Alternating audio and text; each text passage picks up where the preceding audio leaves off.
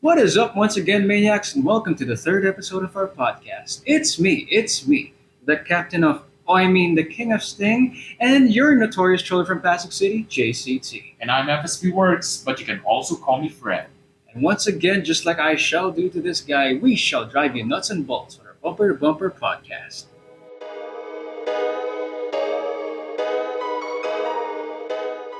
Now, the car that we will be reviewing today is not actually from the 90s, but it did start in 1997. Oh, that's my birthday, Chris. It is mine as well, but we clearly know who looks younger between the both of us. Oh, really now, Chris? Yes, we really know, Fred. Hold on, let me check your temperature because you look like you're overheating. Chris, I am not a car, and also, I'm not sick, okay? I'm perfectly fine. Now let's go back to the podcast, shall we? But he's a friend. Yeah, right. Okay, without further ado, we should go back to the car review. And the car that we'll be reviewing today, well, it is a car, or rather, a different type of vehicle that came out from the 1990s, and it is a family car. Could it be a station wagon?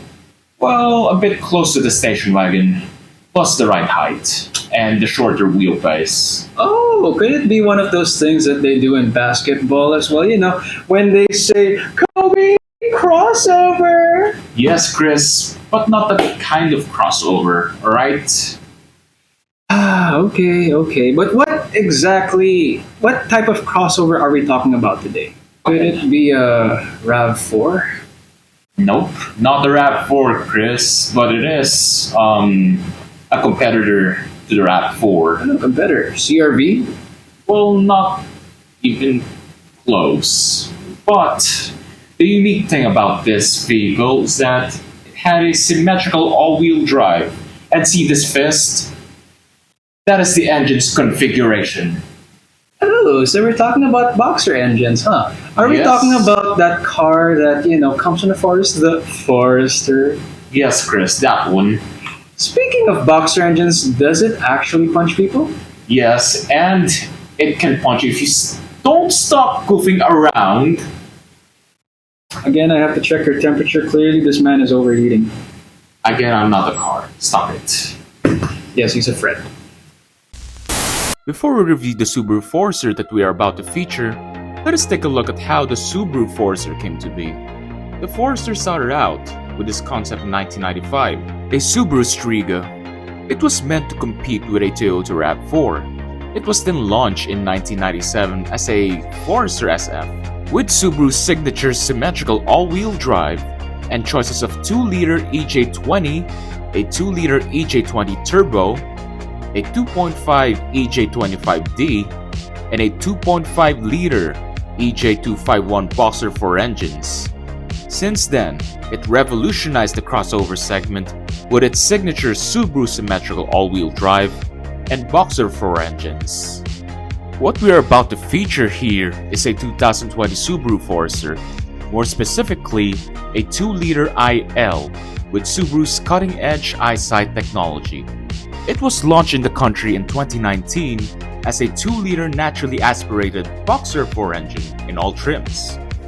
It was a huge drawback, however, to most Subaru Forester enthusiasts, as it did not have an XT trim with a 2-liter turbocharged F820 Boxer 4 engine that the WRX had. And also, this is what we got. We have here a 2-liter naturally aspirated engine. Other countries had a bigger 2.5-liter naturally aspirated Boxer 4 engine. Well, I guess it is what it is with Subaru. With all the descriptions that you mentioned, are you sure that the engine doesn't actually punch anyone? No, but it will punch you, Chris. Oh, are you sure that anybody would want to punch someone like me? Okay, fine. To calm Fred down, would you mind me reviewing the exterior for you? No, I'll review it myself, alright? And while I review the exterior, Chris, you can now get some snacks, alright? Okay. Now let us go first with the exterior part of the Subaru Forester, and we should start with the styling. If you compare this to the previous generation Forester, it is larger. It feels a lot more like a bigger SUV. It also looks more aggressive and somehow mature. Some parts are more sculpted. Those C-shaped taillights are probably the most noticeable and quirkiest part of the Forester's design. And I'll be honest, I did not appreciate them at first, but looking at it, the design of the taillights starts to grow in me. The grille looks a lot bigger than the previous generation. It feels a lot more family-oriented and rather conservative, despite its slightly more aggressive appearance. And see those windows? These windows are large enough for you to see almost everything on the road. There's a sense of safety when driving this car due to its large windows. The owner installed an OEM GT Edition body kit after they got the car. And what I can say is that it looked a bit more aggressive with the way it looks. Without it being too overly aggressive, actually. It just looks right with this Forester. Now, this Forester was acquired with a Jasper green metallic exterior, which looks rather cool to the eyes. It also reminded me of my favorite snack, probably something like a matcha candy bar, or whatever that snack is that my friend Chris is eating right now. Oh, Fred, are you hungry? Please don't ruin that song for me. My top one favorite song on my on repeat playlist on Spotify. Come on, Fred. We all know that I'm a natural singer. I'm just trying to make you hungry. Whatever. Anyways, moving on. These 17-inch two-tone alloy wheels are standard to the base and mid-spec trims. They also kind of resemble a snowflake for some reason. Hey, Skyflakes! Yes, Chris, it's a Skyflakes, just like you are. Okay, Fred, just because I'm all over the place doesn't mean I'm crazy. It just means I'm a natural. Alright, enough with your antics and let's go back to the podcast. Okay, fine. See those ridges? This Subaru Forester comes with a smart key entry. And to open it, make sure you're near the vehicle with your key fob and grab the door handle. And there you have it. Now, to lock it, simply tap those ridges and it instantly locks. Bloody tech! Now going to the front, here's one of my favorite features of any car. I know that it just adds to the mechanical complexity of the vehicle. However, these headlight washers just feel so satisfying when it pops out and washes off the dirt from your headlights. One of the most satisfying moving part of the exterior since the pop-up headlights. And speaking of headlights, these headlights, as you can see here, comes with a daytime running LED lights as standard. This mid-spec Subaru Forester comes with front halogen fog lights. See the camera on the grille? That is actually Subaru's 360 camera, which I will get into details a little later. And the high-tech wizardry does not stop there.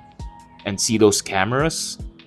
Those are actually for Subaru's cutting-edge eyesight technology, which senses the vehicles or objects that are obstructing the way. When it senses an obstruction, it automatically applies the brakes when it is needed. Alright, let us move on to the interior of the Subaru Forester. When you step inside the car, you'd see that there are high-quality leather black piano finishes and soft touch materials that are all over the interior. This is not even a top-spec trim. However, the materials inside this Forester are premium feeling for its class. The seats, headroom, and legroom are so spacious that you can bring some friends at an overnighter at Chris, make this podcast family friendly. Don't bring any of your shenanigans here. And after all, this is supposed to be a family friendly car. Okay, whatever you say. Going back, these seats are electronically operated, and it even has its memory functions. You can individually set my sitting position for yourself or anyone in your household using the car, depending on your height, however. The power tailgate's opening angle can also be adjusted. Now going to the rear of the Forester. There are tons of space at the back. Perfect for your grocery or your adventure gears. You can also put down the second row seats by pressing these buttons, and voila! Now you can put more grocery items and more adventure gears. You can also set up a bed for your next camping trip.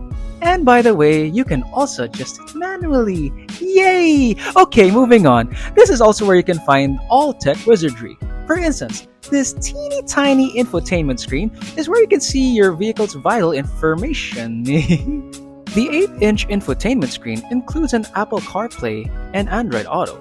However, the best part of this infotainment screen is the Subaru's 360 camera view. You can set the camera in different modes. The steering wheel, as you can see here, is leather wrapped, and there are multiple functions as well. You can also control the radio function, set your adaptive cruise control, and also argue to the top of your lungs with the voice command as seen here, and set different driving modes such as sport and intelligent mode, which is obviously my strong point. The instrumental cluster is rather satisfying. When you start up the car, the gauges go all the way every day, just like Wiz Khalifa. Almost like an arcade game.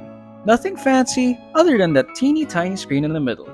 There are also some bells and whistles up here, such as the lane keep assist and front collision warning and mitigation. When you open this sun visor at the front passenger side, there is also a hidden extension. I have never in my life seen anything like this on any car we've reviewed. Aside from this spacious headroom which I can bump my head into, the second row occupants also enjoy the convenience of rear air conditioning at the rear of the armrest. There are also two USB ports wherein you can plug your iPhone 6s with a 70% battery health.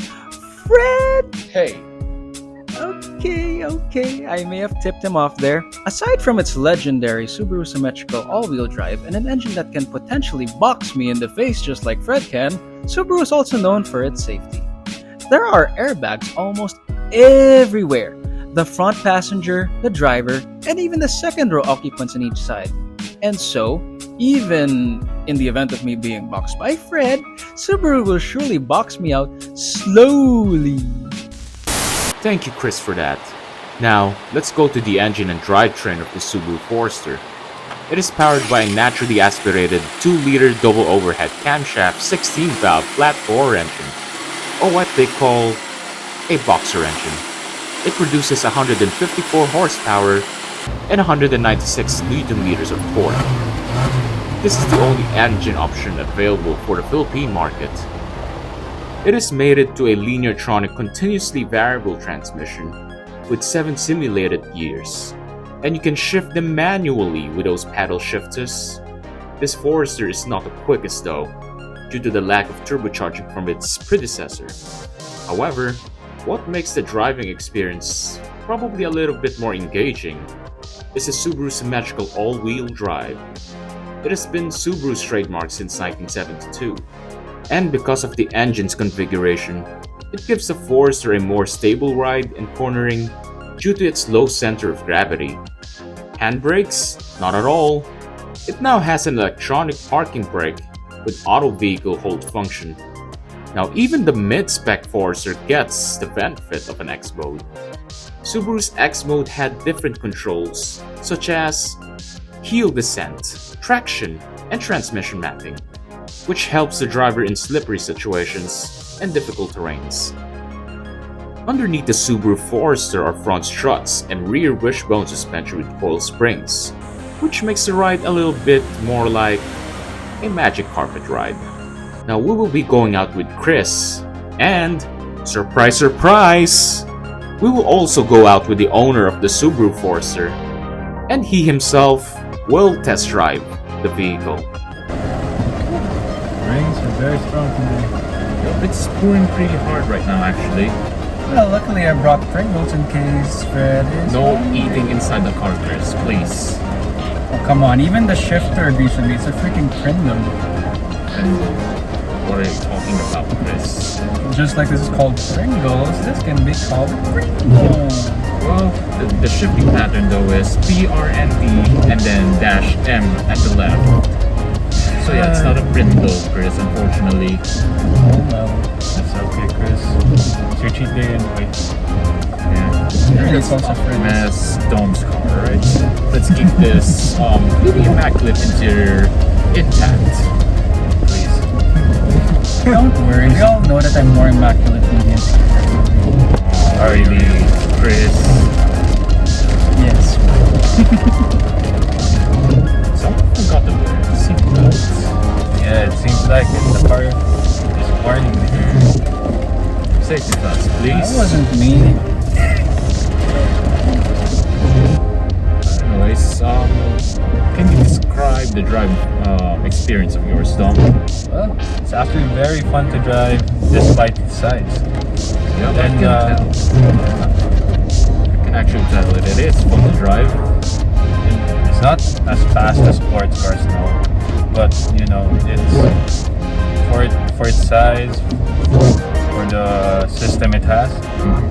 It is decent. It's very fun. I also want to say it's very smooth, and in fact, that was a crash. It's a piece of truck. Yep. Well, at least the ride hits much lighter than the Corolla did with my Crips. Oh, brutally honest again, Chris. Come on. Too honest. Let's move on. This is not a Corolla. You did want an honest review. Yeah. Right, Chris. Let's keep the filters on this one. You're eating in the car, Chris. What? It's my cheat day. Alright. Fine. Whatever. So far, based on my experience, the ride quality is quite superb. I'm not gonna lie. It's extremely smooth, even smoother than the baby's head. Head. And it's starting to make me fart, apparently. Don't you dare, Chris. Not here, Don't please. you Come dare. on. Come on, this car has an air freshener here anyway. Well, it Come doesn't. on, Chris. And there you have it, folks. Another in-depth review on the 2020 Subaru Forester. And Fred, let me ask you, are you hungry? Chris, do not ruin that song for me again, okay? Please. And yes, I am hangry. More than hungry, yeah. Ah, a new term coined by Fred. And let me tell you, see, I tempted you to eat. Alright then. Thank you for that. Thanks for sharing your blessings. Now, if you're new to this channel, please do subscribe to our channel and also press the notification bell for more updates.